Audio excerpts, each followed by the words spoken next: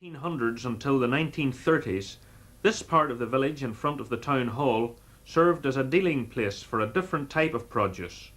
For as well as the cattle, pigs, sheep and horses, men, boys, women and girls were also on the market here. Farmers requiring cheap labour would come here to engage workers on a 3 or 6 monthly basis. These were the days of the hiring fairs. Hiring fairs were held in most big towns throughout Ireland. Farmers would come from all parts to take on seasonal workers, whom they paid much less than full-time labourers. Most had small farms, and indeed were often no better off than the workers themselves. Sometimes 2 farmers shared the same hired worker, who would work for 3 days with one and 3 days with the other. For the townspeople, the fair was like a festival, with stalls and all the fun of the fair.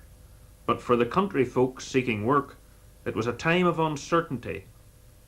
They hoped for a good post and good pay. They knew that they would probably have to settle for less. They knew also that they would most likely not see their homes nor family again for at least 6 months.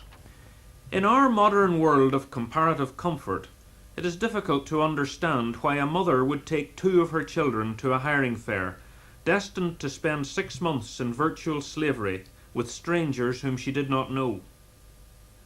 It must also be understood that in those days there were no government benefits, no unemployment benefits, no sickness benefit and no family allowance.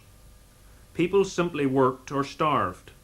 Indeed, it was not unusual for people to die from diseases related to undernourishment, and while most people by this time were living in stone houses, the turf house or mud cabin was still a quite common habitation for the poor.